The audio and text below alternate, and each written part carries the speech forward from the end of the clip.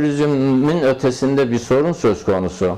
Yani Kürtlerin hakları, yani bu kök mesele, yani bugün kök yasa olarak konuşulan ama bir de kök mesele var. Nedir bu kök mesele? Kürtlerin inkar edilmiş olması, Kürtlerin asimilasyonla karşı karşıya kalması, Kürtlerin diliyle, kültürüyle, gelenekleriyle, tarihsel birikimleriyle kendilerini tarih sahnesinde bir halk olarak yönetebilecek bir konuma erişememelerinin neden olduğu temel sorunlardı bunlar. Şimdi gelinen yerde Kürtlerin varlığına dair, Kürtlerin bir halk olarak, bir ulus olarak tüm bir ulusta olması gereken normların tümüne sahip olduğunu kimsenin takdir etmesi, kimsenin evet bu böyleymiş demesine gerek olmayacak bir biçimde Kürt halkı Orta Doğu'da ve dünyaya bunu bir biçimde göstermiş oldu. Yani bunun artık tartışılacak bir yanı kalmadı ama mesele bundan sonraki mesele. Yani bir Suriye'de ortaya bir tablo çıktı. Evet, orada da çok ciddi sıkıntılar var ama Kürtlerin orada varlığını, Kürtlerin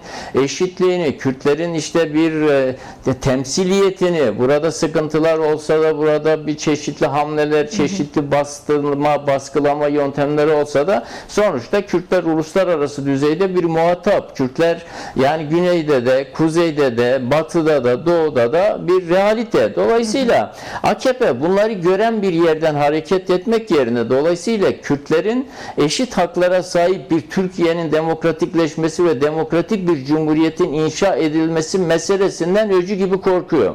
Antidemokratik uygulamaları da burada ısrar ediyor. Ve yasal düzenlemelerin bir an önce yapılması meselesi söz konusu olması gerekirken bir yıldan bugüne kadar gelinen süreç heba edildi. Bunu heba eden de AKP. Yani bir son görüşme Sayın Öcalan'la 50 gün önce görüşülmüş. Yani bizim az çok algıladığımız kadarıyla, konuşulduğu kadarıyla 7-8 maddelik bir mutabakat metnine bir sonuca varılmış. Bunlar iktidarın elinde bugün, yönetimin elinde. Ama yönetim şimdi bu süre içerisinde ne DEM heyetinin Sayın Abdullah Öcalan'la görüşmesini sağladı, ne HDP yönetiminin yine görüşmesi, eş başkanların görüşmesi gündemdeydi. Bunlar gerçekleşmedi.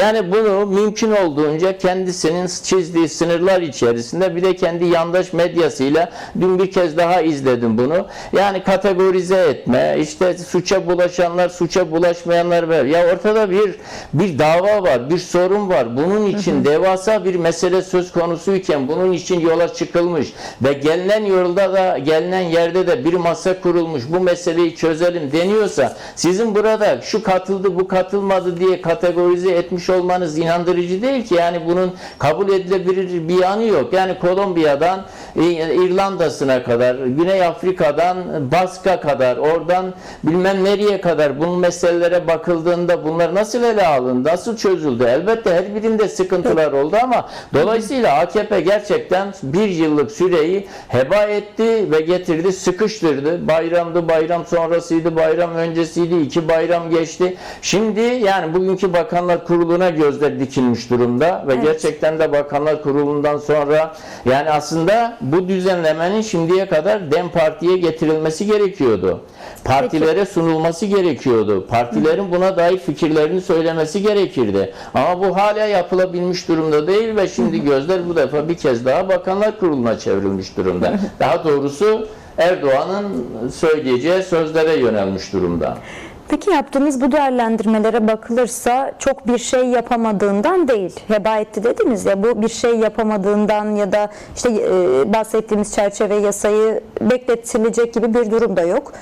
Toplumda, sistemde, mecliste, hukukta da öyle bir şey yok. Dolayısıyla bu heba edilen süreç içerisinde nasıl bir siyasi stratejisi vardı iktidarın ya da var hala? Çünkü son yazınızda da biraz buna değindiniz. NATO meselesi de vardı geçtiğimiz hafta mesela. Oradan nasıl bir ilişki kurabilirsiniz stratejik olarak? Şimdi yani o NATO meselesine dair 2 şey söylemekte yarar var. Yani bir defa yani Türkiye çok ciddi bir biçimde silahlanıyor. Yani %100, %300, %500 gibi böyle aklın hafsalanın almayacağı silahlanmaya yatırımlar yapılıyor. Ve bunu bir övgü olarak bir savunma sanayi falan diye izah ediyorlar. İşte Kaanlardır, öbürüydü, Berikiydi, dronlardı ve benzeri. Yani esas olarak temel stratejik olan parçalarının dışarıdan ithal edildiği ama sonuçta bunların montaj hale getirilip bunların işte satıldığı ve benzeri edildiği bir durum söz konusu. Ama Türkiye NATO zirvesiyle beraber yani 10-15 milyar dolar gibi bir böyle bir makyajlama, bir tanıtım şeyi, kendisini liderlere, dünyaya iyi bir ülke, ama bu süre içerisinde bir antidemokratik uygulama, yani gözaltılar, tutuklamalar, makyajlamalar, işte böyle gerçeği ters yüz etme, gecekonduların önüne perde çekmeler, şeyleri kapatmalar, kendi yurttaşına baskı, kendi yurttaşına gözaltı. Şimdi böyle silahlanan, böyle antidemokratik, böyle otoriteyi daha da şey yapan, faşizan uygulamaları daha da yaygınlaştıran bir iktidar söz konusu. Tüm bunun karşısında yani bir halk bugün yıllardır verdiği mücadelenin demokratikleşme ile başarıya ulaşabileceğini ve bunun için halkların ortak mücadelesinin aslında silahlardan daha güçlü olduğunu söyleyen bir mesaj veriyor. Bu dünyanın bugünkü koşullarında silahtan korkmamak gerektiğini. Yani bir defa bunlar silahlanıyor. Bunlar yeni şeyler yapıyorlar, işte yeni anlaşmalar yapıyorlar. İşte Avrupa Birliği ülkelerine %5, Türkiye'ye %5 gayri safi milli hasıladan silahlanmaya yatırımlar ve benzeri. Ama bunların tümü karşısında halkların kendi geleceklerini kurmada, kendi geleceklerini örgütlenmesini, taleplerini ortaya koyarken güvenebilecekleri esas mesele kendi davalarının haklılığı. Kürt halkı burada kendi davasının haklılığı konusunda hem iç mekanizmaları bakımından, hem bölgesel mekanizmaları bakımından, hem uluslararası dayanışma mekanizmaları bakımından bir mesafe kat etti. Bu çok önemli bir şey.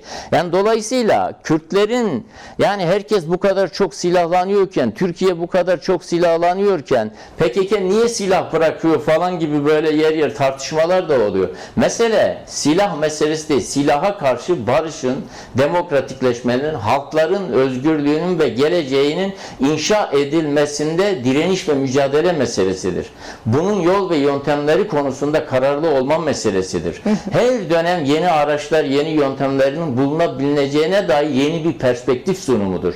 Dolayısıyla burada AKP şöyle düşündü, yani ya da aslında bilmediğinden değil ama bu silah da bırakıp bilmem ne, biz teslimiyet deriz, terörü bitirdik deriz, bunlara da bir daha ıslah olun ve pişmanlık yasası da getirerek geldiler, pişman oldular deriz ve biz hem oylarımızı yükseltiriz hem geleceğe ilişkin yeni yatırımlar yaparız ve yani ekonomik krizdi, baskılardı, otoriterlikti, işte bilmem neydi, biz bunların üstünü de böylece örteriz. Ama Kürt halkı buna izin vermiyor. Türkiye halkları da buna izin vermiyor. Yani strateji buydu, ancak karşısında hem örgütün ortaya koyduğu irade ve halkın koyduğu irade bunu bertaraf eden ve aslında bir yerden de sürece dair, ilerlemesine dair bir baskı da yaratıyor diyorsunuz. Yani şimdi kararlılık halinin olumlu anlamda. AKP beklenti yaratmak istiyor. Ben çizdiğim sınırlar var. Düzen bakıyorum, takdir ettiğim, uygun gördüğüm biçimde düzenlemeleri yapıyorum. Yasal, hukuki şeyleri, ama aslında son bir aydır sürdürülen tartışmalar bile AKP'nin bugün, yarın, bu hafta içerisinde kuvvetle muhtemeldir ki Sayın Öcalan'la mutabakata vardıkları anlaşmayı kendileri biraz revize etmiş olarak gündeme getirecekler. Burada en tedirgin edici yan pişmanlık meselesidir. Yani diğer şeyler müzakere edilebilir. Yani diyelim ki ilk etapta işte Sayın Öcalan'ın statüsünün buna henüz dahil edilmemiş olması, örgüt liderlerinin, belli bir isimlerin buna tam olarak dahil edilmemesi ve benzeri, burada çeşitli görüşmeler, mutabakat sağlamak için çeşitli diyaloglar sürdürülebilir. Ama yasaya pişmanlık meselesinin konulması ve bu meselenin pişmanlıkla eşleştirilerek kamuoyuna lanse edilmesi kabul edilebilir bir şey değil. Ve son bir ay içerisinde yapılan tartışmalar, Kürt halkının gösterdiği refleks, Türkiye'li ilerici, aydın, demokrat, devrimci güçlerin gösterdiği refleks, bu meselenin ki bugün işte bir demokratik dönüşüm mevzusu, 2. yüzyılında Cumhuriyet'in demokratik dönüşümü heyetinin de bir açıklaması ve benzeri gündeme geliyor. Şimdi bunların tümü aslında toplumda hiç kimse şeye razı değil. Yani bu meseleyi sadece bir göstermelik yasayla, bir meseleyi kategorize ederek ve pişmanlık meselesi olarak gündeme getirerek meclise getireceğiniz yasanın hiçbir şeye çare olamayacağı, meselenin esasının Kürt sorununun demokratik çözümüne hizmet edecek, Sayın Öcalan'ın statüsüne bir düzen, bir yeni açılım yapmak, aynı zamanda örgüt liderlerinden örgütün en altına kadar, yani bu kategorize etmeyelim biz de altı üstü diye, yani bir bütün olarak örgütün tüm mensuplarının da bu şeyden yararlanabileceği, gelip demokratik sürece, demokratik mücadele, siyasal mücadele hiçbir şartın, hiçbir koşulun, hiçbir şeyin de öne sürülmeden, yani bir aynı zamanda daha önceki işte müebbet ömür boyu hapis almış olan, umut hakkından yararlanmamış olan kesimlerin durumunun da yeniden değerlendirilmesi ve benzeri gibi şeylerle bu, yani bugünkü Bakanlar Kurulu'ndan sonra Sayın Cumhurbaşkanı'nın bir açıklama yapması ya da onun adına bir açıklamanın yapması bekleniyor ve esas olarak da gözler yani hem Orta Doğu'da, çünkü bu mesele Orta Doğu'da, dünyada her ne kadar NATO zirvesinde böyle çok görünür biçimde olmasa da Trump'la görüşmelerden tutun Fransa ile görüşmelere kadar, çünkü yani Macron boşuna Suriye'ye gitmedi. Macron boşuna Suriye'deyken işte orada bir kaldığı yere yakın bir yerde bir bombalama olmadı. Kalın bir süre önce gidip ta işte bir hem Talabanilerle hem Barzanilerle diğer kesimlerle Irak'tan Suriye'ye ve benzeri çok ciddi görüşmeler yapmak durumunda kalmadı. Bunların tümü esas olarak Kürt meselesi kapsamlı. Dolayısıyla da toplumun büyük bir beklentisi var. Heba edilen sürecin hızla telafi edilmesine yönelik adımların atılması gerek. Hem